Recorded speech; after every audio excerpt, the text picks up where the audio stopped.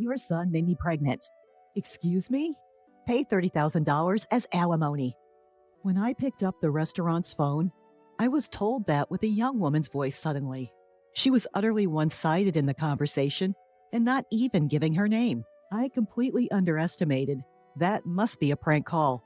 So I never expected that this call would lead to such a mess. My name is Melissa Brown. This may sound self-flattering, but I run a popular restaurant somewhere in New York City. We have been featured on national television and in magazines, and thanks to that, almost every seat for lunch and dinner is booked every day. However, because of being famous, nuisance calls and aggressive sales pitches increased. So I got quite sloppy with this call because I thought it was just another prank. But when I was told over the phone to my restaurant that got pregnant, I was actually taken aback, and I could hardly understand what she was saying. I do have a son, but the thought of him getting someone pregnant seemed absurd. Yet this prank call with its shocking accusations intrigued me. I decided to listen to her story for a bit, out of fun. I had an abortion. What are you going to do about the wounds on my body and soul? Pay for the surgery too. First off, if I may ask who I am speaking to, even when dealing with prank calls, one of the challenges of the service industry is having to respond politely. It would be a nuisance if our conversation were recorded and exaggerated with false information being spread around. I'm a customer at your restaurant. Is that the first thing you have to say to me after your son hurt me? Your family lacks both common sense and compassion. I find it hard to believe my son would do such a thing. My staff in the kitchen and at the counter glance over at me as they sense this isn't a usual dinner reservation call. I smiled and waved at them to make them feel safe and assuring them that everything is all right. Your son assaulted me on a dark street.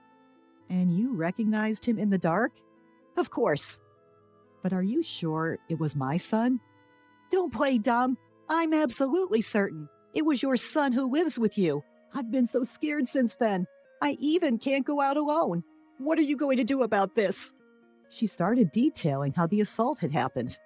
I think you might be mistaking my son for someone else. But this seems like a serious matter. Can we meet in person to discuss it? Most people who make prank calls like these tend to shy away from meeting face-to-face, so suggesting a meeting is a good way to get them to back down. In the beginning, I was merely entertaining her call out of fun, but as it seemed to be dragging on, I proposed the meeting to end the call soon. You saying, meet with the criminal's parent? How dare you suggest that kind of thing to a victim? But I'd like to verify your story in person.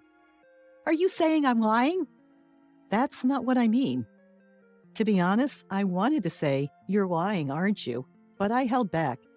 Then she started berating me and saying, I can't believe a person like you is a business owner. Why don't we meet and talk about this anyway? No matter how many times I suggested it, she continually refused to meet. I see. So what do you want me to do? Pay me alimony, $30,000. But it's a case of mistaken identity anyways. And also, I can't afford such a large amount of money. You can pay. I know your business is thriving. Pay it or I'll sue you. Even though my business is thriving, it's just a small place, and $30,000 is a large amount of money, and I don't even intend to pay. Are you sure you want to involve the police? I don't mind. At my unhesitant response, the woman fell silent for a moment. If my son truly did such a thing, I should hold him accountable as a parent, but I don't think he did. You're pretty confident he didn't do it, huh? Maybe you should have some doubts about your own son. I would believe it if there was evidence. Do you have any? Evidence? I'd be troubled if you asked me for money without any proof. There was silence on the other end of the phone as the woman seemed to be contemplating something. If there's no proof, I'm hanging up. I said that and trying to end the call. Then, hold on. If there's evidence, you'll pay the alimony, right? Well, I would consider it. Then wait. I'll bring the evidence. With that, she hung up the phone almost as soon as she had finished speaking. Owner, are you all right? There's no problem. It's just a prank call.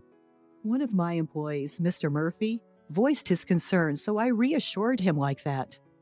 There's no way she has any proof, so I don't expect she'll call back again.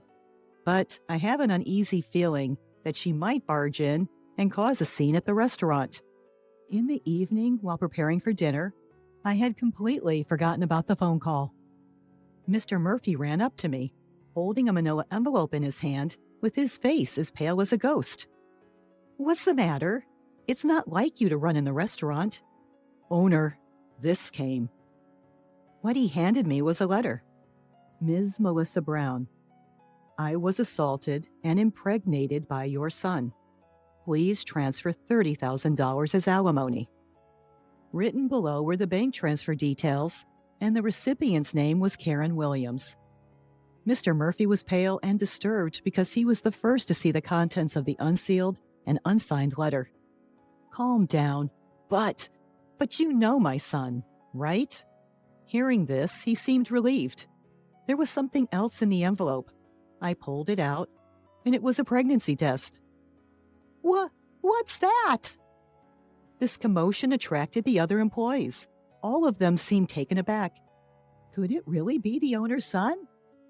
Some employees gave me a contemptuous look, but they were quickly convinced when I explained. I put away the things that had been sent on my desk and returned to my usual work. A few days passed without transferring any money, but during this time, there was an unsettling incident. "Owner, this came again." Mr. Murphy came with the manila envelope in his hand and looking fed up. "I see. Check the contents and put it away in the usual place. Recently, these harassing letters have been dropped in the restaurant's mailbox many times a day.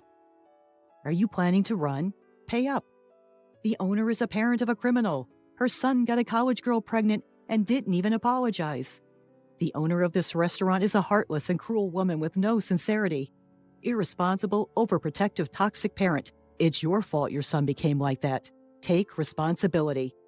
I'll make sure no customers come to this restaurant. It's for the good of the world, for the good of the people. I wonder what would make customers stop coming to a restaurant. Like those restaurants where they put that greasy, black, and disgusting thing in the food. I wouldn't go there again, that's for sure." The content escalates progressively, and the last part is practically a threat. Thankfully, no claims have been made that anything is actually in our food. But the constant anxiety that we might be set up is exhausting. Amid all this, something caught my attention. Well, again, a vacant seat increased at lunch. The number of customers was just gradually decreasing. Yes, it's unusual. Today, we even had 2 tables empty. My thoughts went out to the poor ingredients waiting to be prepared in the kitchen. "Owner!" I looked up at Mr. Murphy's call to see him heading my way with his laptop. "Look at this review site." On the laptop screen, the latest reviews were filled with harsh, slanderous comments. Bad customer service. They don't listen to the customers, especially the owner, who seems to be getting full of herself after appearing on TV and in magazines. The food is getting worse. The soup taste was way more plain than the last time I visited. I saw an employee drop a piece of meat before grilling and sneak it back. Every single day, poor reviews were posted, causing our star rating to plummet. I realized that I was shaking with anger. It's unacceptable. Why should this restaurant, which we've worked so hard to build with the intention of pleasing our customers, be wounded by such baseless accusations? Are the preparations progressing? An unfamiliarly low and cold voice involuntarily slipped from my mouth. Yes, they're almost completed. Upon hearing Mr. Murphy's response, I couldn't help but smirk. It's been a week since we discovered the slanderous comments on the review site.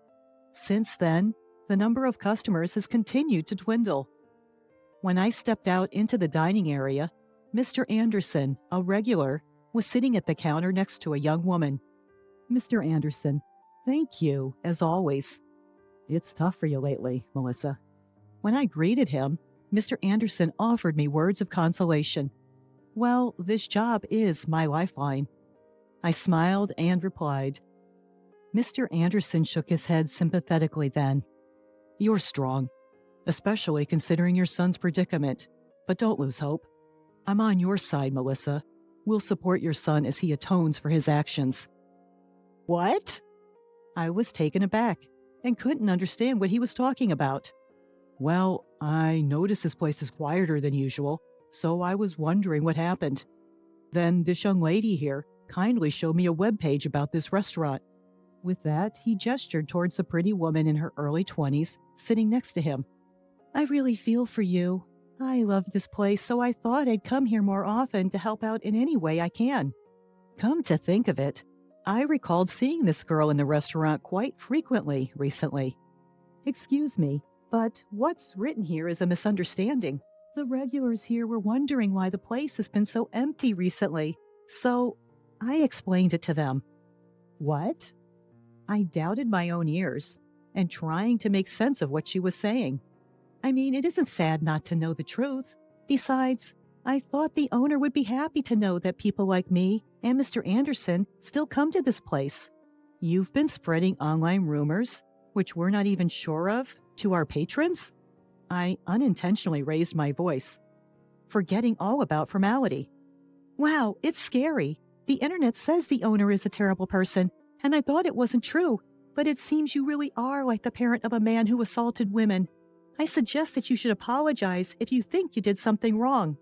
She twisted away from me.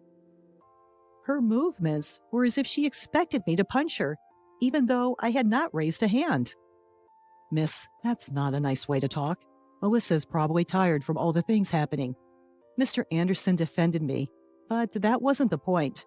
I was about to explain that the fundamental issue was different, then suddenly her bag fell from the back of her chair. It must have moved while she was twisting and turning. Despite my simmering rage towards her, my service industry instinct kicked in, and I moved to pick up her bag. But then I saw it.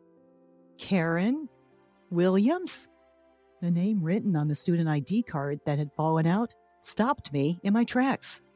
"No worries, I'll pick it up myself." She hurriedly got off her chair to pick up her bag and ID, but I got there first. "Hey, give it back!" But it wasn't a mistake. That name was the one on that letter with a pregnancy test, which wouldn't even serve as evidence of anything. So it was you.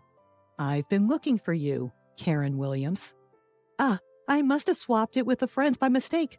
I'm not Karen." "Your face and the one on the ID are the same. Interesting. So you're a student at Central College?" "No, I'm telling you, you're mistaken." Beside her, who started being flustered, Mr. Anderson was clearly puzzled and having no idea what was going on. "I'm going to sue you." My words spoken in front of a few scattered patrons caused everyone in the bar to turn around. "What? What did I do?" "I believe you're the one who knows really well what you did. Since we're all here, why don't we let everyone hear?" I looked around the bar. It was mostly filled with regulars. While it's nice to have regulars, it meant that almost no new customers were coming in. I couldn't help but feel furious about this young woman disrupting our business. "Let me start. Are you the one who called claiming my son assaulted you and impregnated you, demanding alimony?"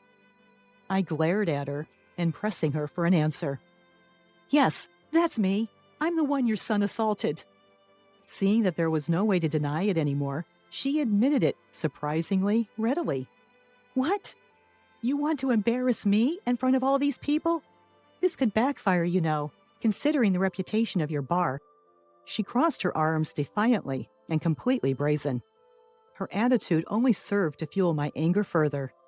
"Mr. Murphy, bring everything over." I instructed him to hurry up and bring me a laptop from the store's office, along with a stack of envelopes and documents that could be about 4 inches high. "Was it you who kept sending harassing letters to the store over and over again?" I read some of the letters in a loud voice so that other customers in the store can hear. "Pay up or run. This owner is a criminal's parent. Her son impregnates a college girl and doesn't even apologize. Poor souls being forced to eat food from this woman's restaurant. I'm sure I'm going to make customers not come to the store. It's for the greater good." Some were covering their mouths at the harsh words among the regulars who heard the content. This is completely threatening. There's no evidence that I sent this letter. Maybe some outsider who heard the rumors sent it just for fun. As she was desperately making excuses, I silently opened my laptop and presented her with the screen of another review site. Some of you here may have seen this, the defamation on this review site. You did this too, right? I'm saying, where is the evidence? Are you all right in the head? Evidence, evidence. You seem to love evidence so much, even though the one you presented is such a mess. I showed the first received letter and the pregnancy test to Mr. Anderson, who was nearby. This is the pregnancy test she brought as evidence. What do you think? Isn't this red line just a marker? Even my old eyes can see that. The customers who were listening started to buzz. But this might not prove that I was assaulted, but it doesn't prove that I'm wrong either. No matter what happens, she is insisting and shouting angrily that she is the victim. I was assaulted by your son. He said it himself. It's disrespectful to doubt that. The customers are whispering in hushed tones and seems not sure whom to believe. Since I, the victim, am saying it, it must be absolutely true. She started to cry as if to attract sympathy. Well, I'll prove it then. My son? He's 3 years old yet. Upon hearing this decisive fact, she let out a small, "What?" as if deflated. My son may be a bit rambunctious and strong for a 3-year-old, but there's no way he could assault you. No way. I know you have a big son. You live together, right? I even have a picture. I heard you talking about dinner. Saying that, she pulled out her smartphone and showed a picture of what looked like a young man talking to me at the back door of the store. Oh, isn't that Taylor? See, you do have 2 sons. Perhaps regaining confidence from correctly naming the person in the photo, her tone increased. That's not correct. I immediately denied what she said. Then, who is this person? Don't tell me he's your lover, having an affair with a younger guy, and then that guy impregnates a college girl? What a scandal! Not only is your store done for, but your marriage too. To her triumphant words, I revealed something. This person, this is my niece. Your niece? Yes, and actually it's a girl. I explained that my niece is tomboyish and is often mistaken for a boy, even as an adult. She's a college student, and as she boards at my place, I ask her to cook dinner and pick up my son as a form of rent payment. If you need evidence, want me to bring her in person for you to check? I told this to her, who stood there shocked and seemingly unable to hear me. By the way, I've already gathered all the evidence about the harassment letter and the posts on the review site. Evidence? No way. She seemed like she might collapse any second and turned to face me weakly. I've already consulted with the police and my attorney. I explained step by step the preparations I've made with the help of Mr. Murphy, one of my employees. The first piece of evidence was a letter from her with fingerprints that matched those on the harassment letter. All posts on the review site were confirmed to be from the same person after a disclosure request. With no way out, she sunk to the floor as she drained. You were just saying that it's better to apologize quickly if you've done something wrong, weren't you? She mumbled something while looking pale and looking down, but I couldn't make out whether it was an apology. I will contact the police about you. I'll inform your parents and your college as well. Be prepared for a lawsuit for emotional distress damages. No, please don't do that. I'm still a student. Please spare me. You may be a student, but you're an adult, over 18 years old. You will take responsibility for your actions. I can't handle that. Please, stop. Subsequently, I filed a criminal complaint against Karen Williams for defamation and business obstruction, as well as for damages to the shop. Apparently, she had always been a big spender, buying brand bags and clothes on credit, and ended up committing these crimes after she was unable to make her payments. As a result, she was expelled from her college, This incident even made the news, and I've heard that now she is the one who has been receiving harassments after her personal information was exposed. Through my lawyer, all the slanderous posts on the review site were deleted. The uproar unexpectedly turned into a positive result as it cleared up the misunderstandings among my regular customers. Now, the number of customers has returned to normal. While the incident did deter new customers, there were almost no regulars who left, even despite all the lies that Karen had been spreading. There's no doubt that it was pleasing to know that her claims weren't taken at face value. Moving forward, I aim to continue running the restaurant to meet the trust of my customers. My son got his ex-girlfriend pregnant. We're going to live together, so divorce him and leave. Emma comes to me with a deep apology. Our reactions to Emma's announcement are varied. Nick, the son, looks away in confusion, while Lucy, the affair partner, seems moved and exclaims, "Emma!" As for me, I'm put off by Emma's theatrical tone. "That's enough, Mary. This is..." Ignoring Nick, who seems to want to say something, I go to retrieve something. And then, "Here's the divorce papers. Please take care of my husband's debts." I present the completed divorce papers with a smile. Of course, my part is already filled in. I also show Emma the loan agreement. "What? You should pay it," Emma commands me. But I just smile and shake my head. "Impossible. It's my husband's debt." Then I reveal the truth. Hearing my story, Emma and Nick turn pale. At that moment, the intercom rings. The people who enter next will plunge them into despair. I am Mary, a 32-year-old office worker. The company I work for is run by my father. Meanwhile, my mother is a homemaker. She loves making clothes and often made dresses and various other garments for me when I was young. Her clothes were always in my favorite designs, and I was always thrilled to get new ones. "Mary, that outfit is cute." "Isn't it? It's Mom's latest creation, Rolla. She finished the dress you asked for last time, so come pick it up soon." "Awesome." I have a childhood friend, Rolla. She's my best friend. She's always been righteous and has often helped me out. Now, Rolla is a lawyer, fulfilling her dream and helping many people. She's my best friend and pride. "Mary, there's someone I want you to meet." "Nice to meet you. I'm Ben, Rolla's husband." Ben is Rolla's husband. He works as a detective and is known for his exceptional observational skills. A lawyer and a detective, what a dependable couple. Rolla has given birth to adorable twins and has built a warm family. By the way, I'm also married. "Hey, you're from the same club at the university, right?" "Yes, that's right. I met my husband Nick during our college days. He was famous for being handsome and very popular at the university. Amidst this, he took an interest in me, who was solely focused on studying to join my father's company, and showed no interest in him. That's how our relationship started, with Nick making the first move. "I'd like to join Mary's dad's company too." I talked about my father's company after we started dating. Nick became interested and decided to join the company with me. Though we were assigned to different departments, he quickly climbed the ranks and is now a department head. I've heard about his reputation and am motivated not to be outdone. We don't have children, but we live a peaceful life, inspiring each other.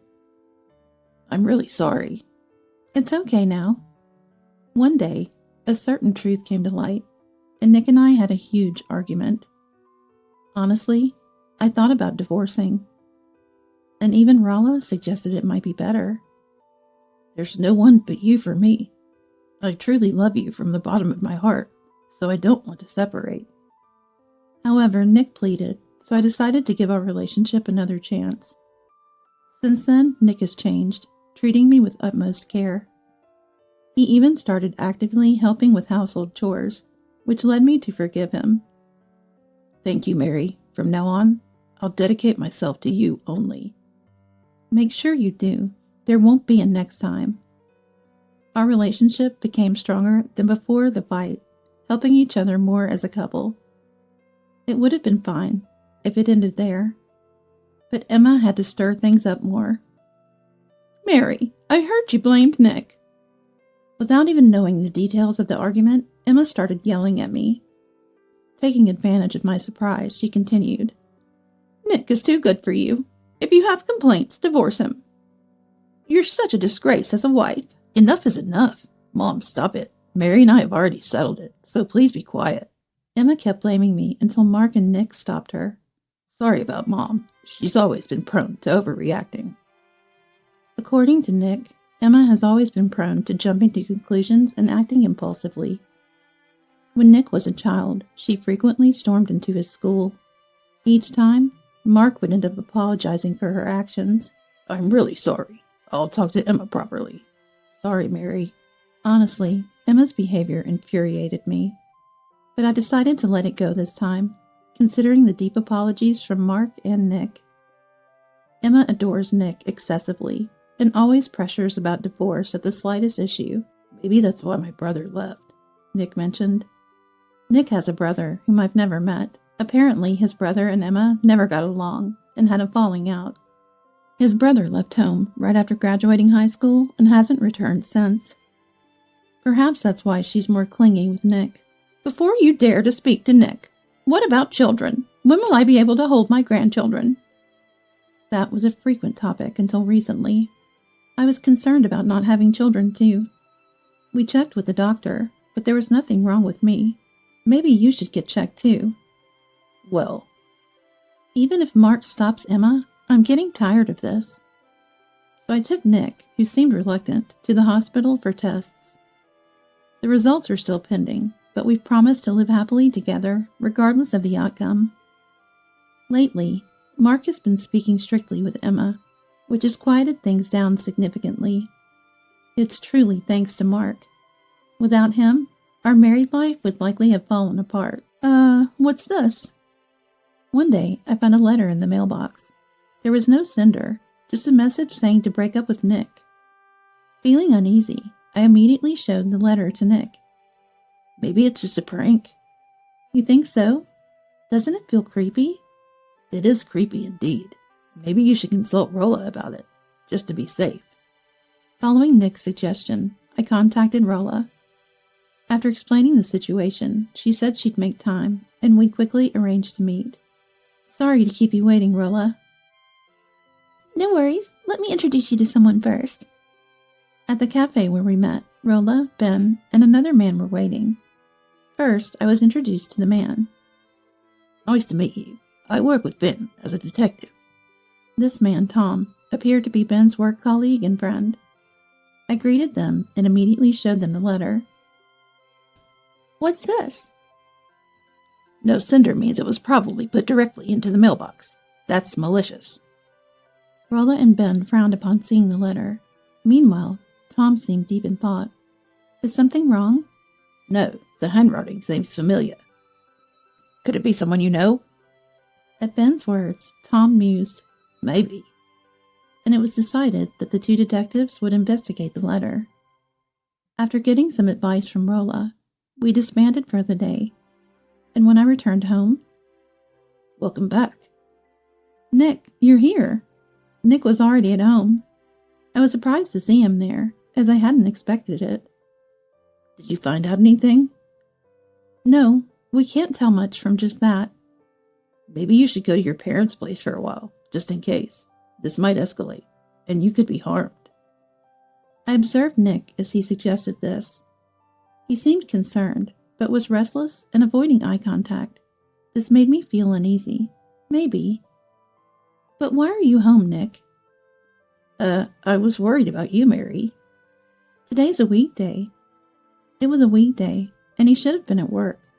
I had arranged for paid leave in advance with my father, so it was odd for Nick to be at home. I was worried and couldn't concentrate on work. But you said it was just a prank, didn't you?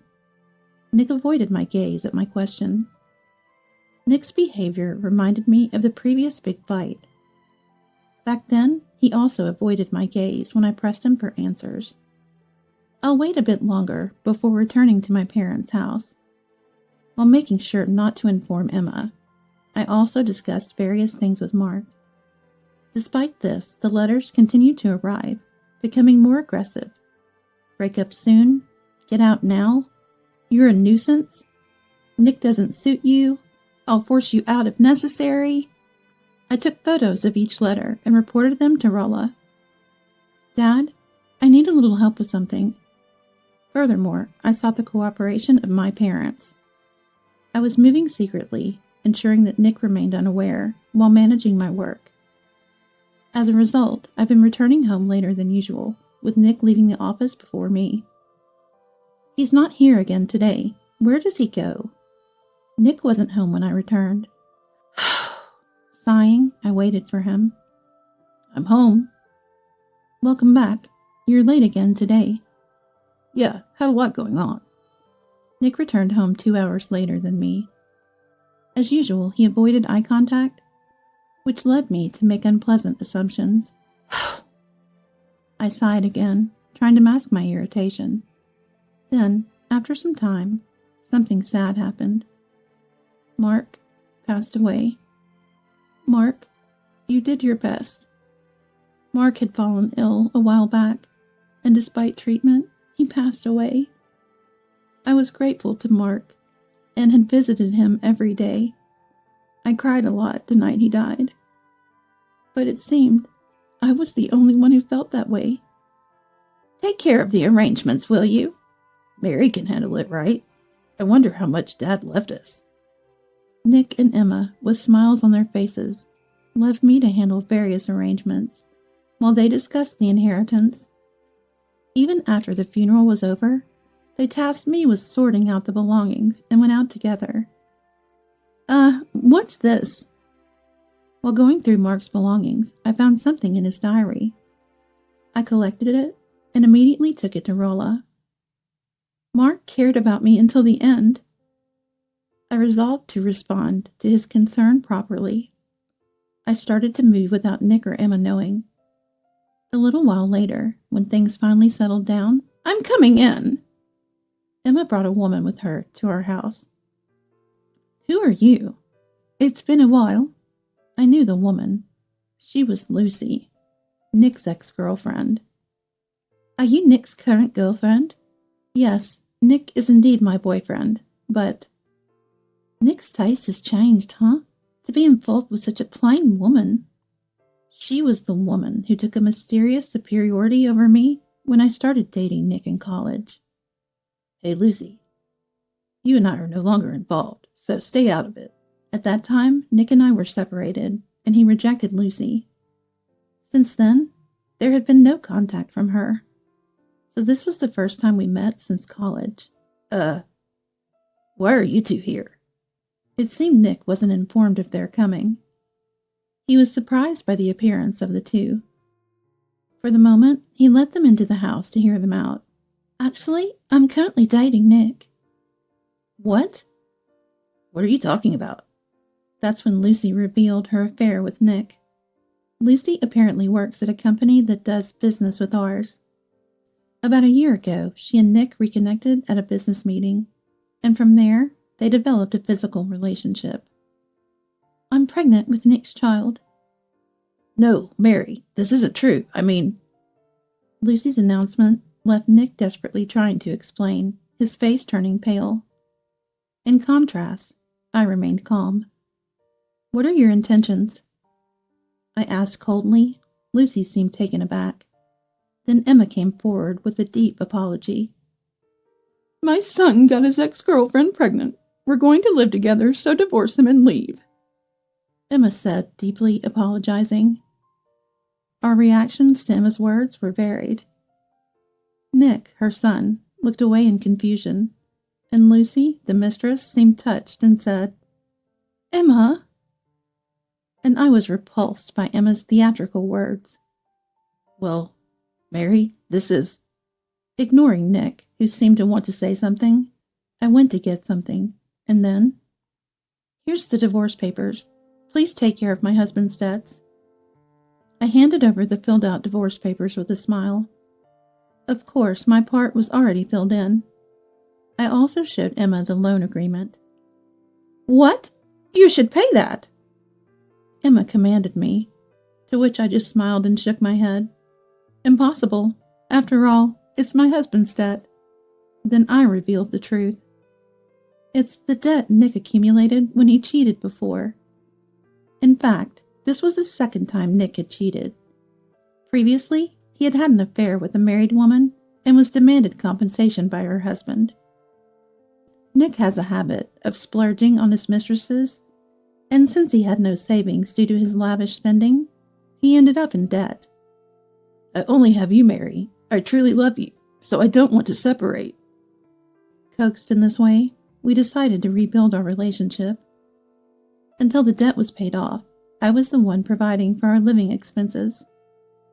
And you might have forgotten, but this land originally belonged to Dad, and I bought it with my savings. So if anyone's leaving, it's Nick, not me. I then took out something. It was a photo of Nick and Lucy walking arm in arm. Did you know about this? Yes, I've known for a long time.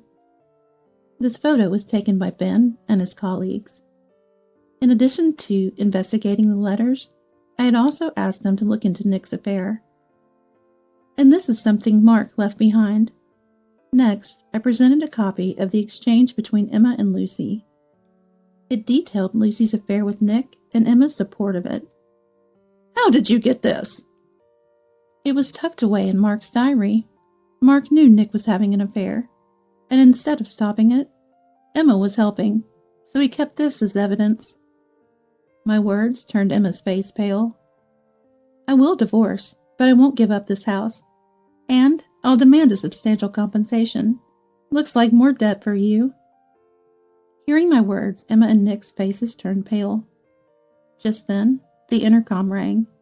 The people who entered next would plunge them into despair.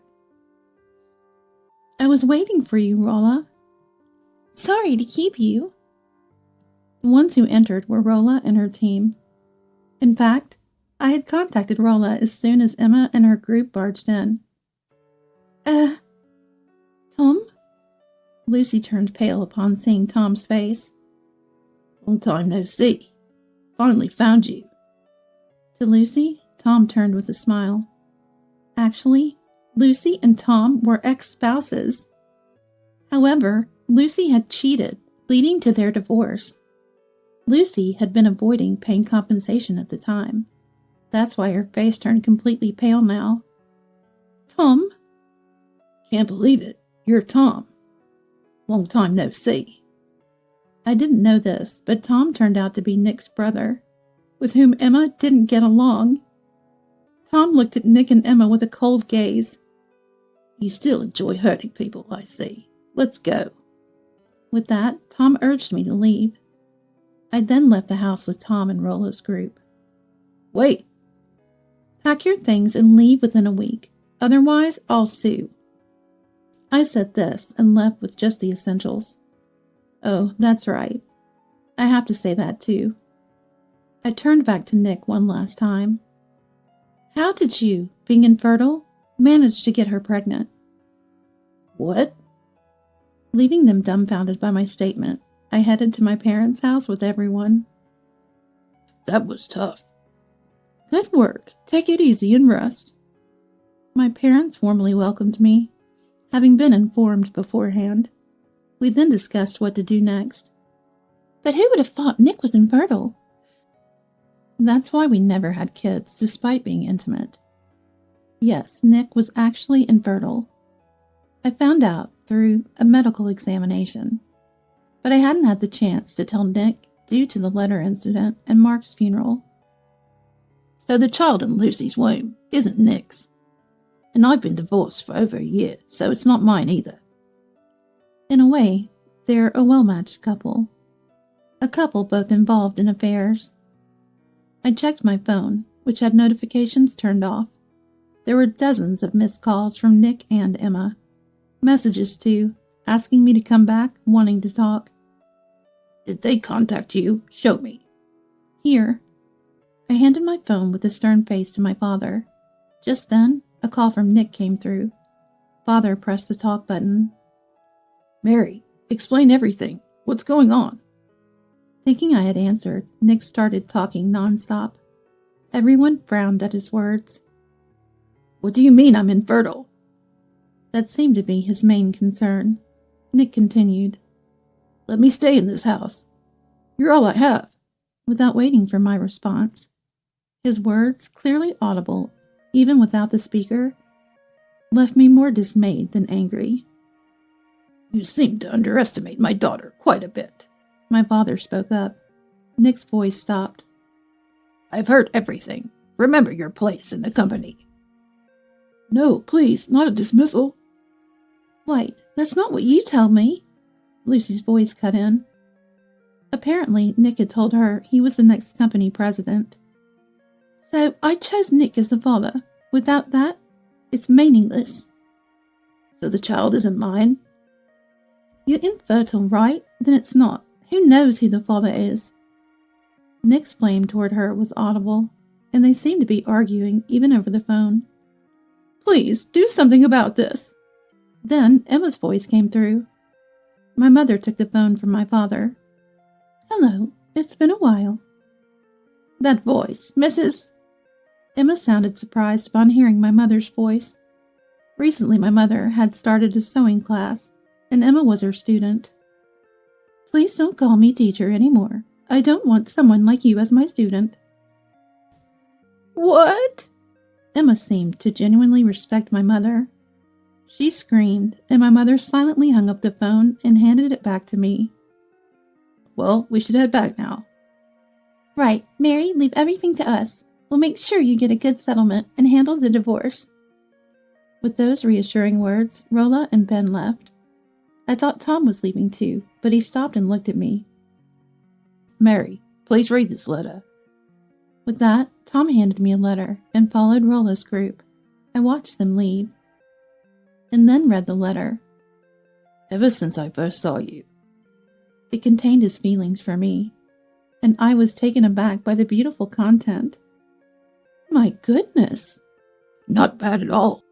My mother peeked over my shoulder at the letter and laughed, and my father smiled wryly at our exchange. A week later, I returned to the house with Tom. Mary, you came back. Stop joking. I just came to get my personal belongings. Nick tried to cling to me, but I rejected him. It seemed only Nick and Emma were still squatting in the house. I glared at Nick. Did Rolla tell you? Hurry up and leave this house. Thanks to Rolla's help, our divorce had been finalized recently. Furthermore, she had asked them to move out immediately, and the house was to be put up for sale in a month. But about that, can't you reconsider? Don't come near her. As Nick approached me, Tom pulled me close and shielded me. Nick's face contorted as Tom embraced my shoulder. You cheated, after all you accused me of? Unfortunately, we're not dating yet. I denied Nick's words and looked at Tom. Well, I intend to respond. Really? Oh, that makes me so happy. Tom smiled at my words, contrasting with Nick's look of despair. Then Emma intervened. That's awful. Poor Nick. How strange. You were the one who wanted this from the start, weren't you? Emma fell silent at my words, seemingly remembering her own insistence on divorce. Lucy seems to be your favorite after all. Well, Emma looked away, unable to face the truth. I thought it was typical of them to avoid eye contact when things got uncomfortable, like parent, like child. Ah, and by the way, Rolla has a will from Mark. What? It will be open tomorrow, so please be at the designated place. My task for the day was done. The next day, we opened Mark's will at Rolla's office. What was written in the will was, What? The inheritance goes to Tom and Mary? The will left everything to Tom and me. Nick's share had been converted into a lifetime gift in the form of debt repayment. Initially, Mark had paid the compensation for Nick's first affair, and Nick was repaying it as a debt to Mark.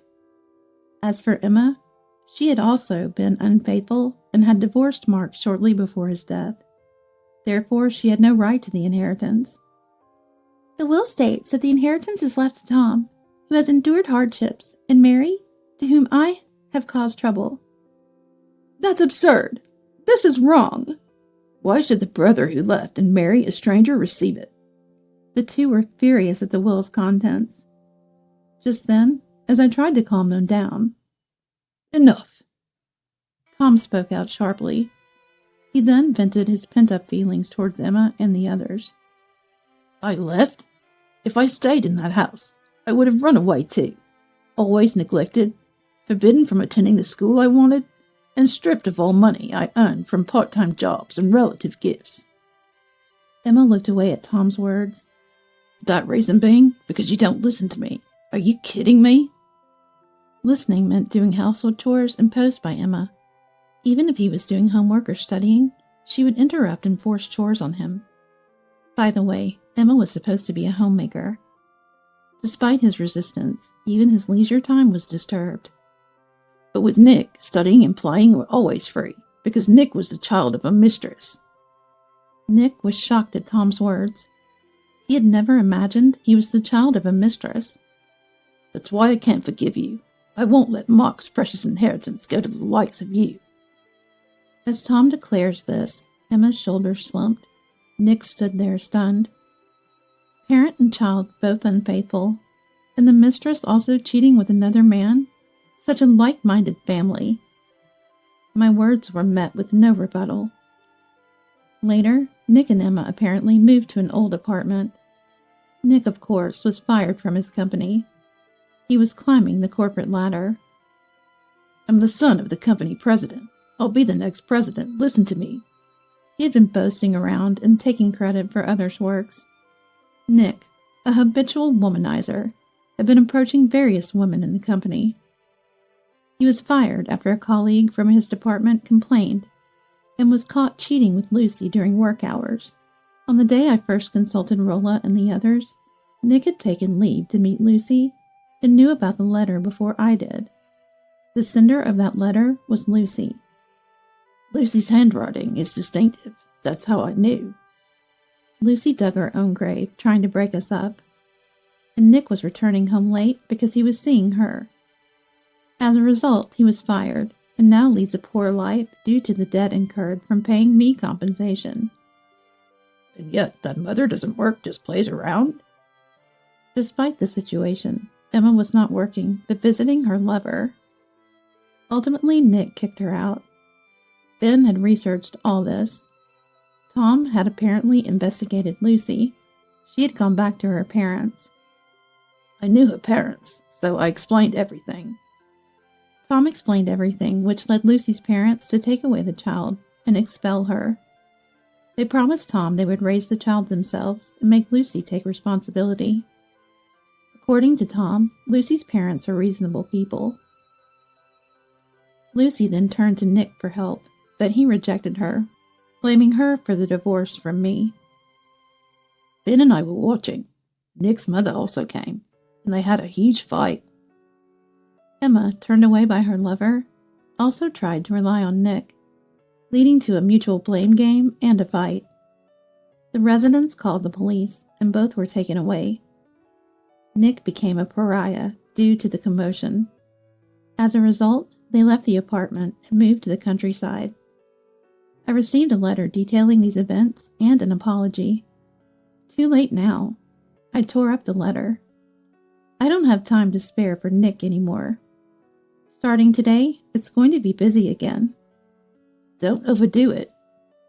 I'm starting in a new department from today. Actually, the next president was supposed to be me, not Nick. I'm currently experiencing various departments for an overall grasp of the company. Therefore, I don't hold a position yet. I'm scheduled to take up a post after this phase. "Recently, the client was pleased with our work. That made me happy too." Tom's work seems to be going well. Recently, we started cohabitating in a new house. His detective office is nearby, and usually Tom comes home first. Unlike Nick, Tom prepares dinner and greets me with a smile. I'm grateful to him every day. "Tom has worked hard until now." When I decided to date Tom, Ben told me a lot. How much he had struggled since leaving home, how heartbroken he was by Lucy's betrayal. Perhaps because of those experiences, Tom empathized with my feelings of betrayal by Nick and his family. Now it's my turn to be there for him. We both had tough times, but let's support each other. Thinking this, Tom said it aloud. I laughed in response, and he looked puzzled. I was just thinking the same thing. He smiled, saying, Is that so? Later, I heard rumors that Lucy was caught by debt collectors and taken away. Emma was recently seen using cardboard boxes to shelter from the rain in a park.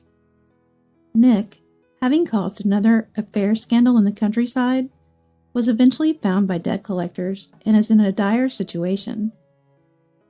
It's their responsibility. I never want to get involved again. I muttered and prepared to leave. Today, I have a date with Tom. We are living a happy life, the complete opposite of them. Perhaps I should be thankful for being brought together with Tom. Thinking this, I headed to meet Tom. After a while, Tom proposed to me. I will make you happy. Will you marry me? Yes, gladly. I'll make you happy too. I happily agreed and we got married. Soon after, I discovered I was pregnant. Now I can finally let my parents hold their grandchild. That's when I thought, Tom, you truly are a remarkable person. My father praised Tom. Tom teared up. What's wrong? I'm sorry. Just reminded me of my father. Surprised and flustered, my father was watched with laughter by my mother and me. Then, I gave birth to a beautiful son.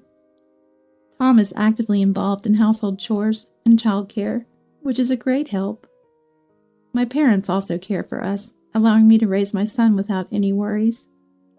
I'm so happy right now. Me too. We smiled at each other. We vowed to protect this happiness for our beloved child. And so, we continued our journey, committed to our promise.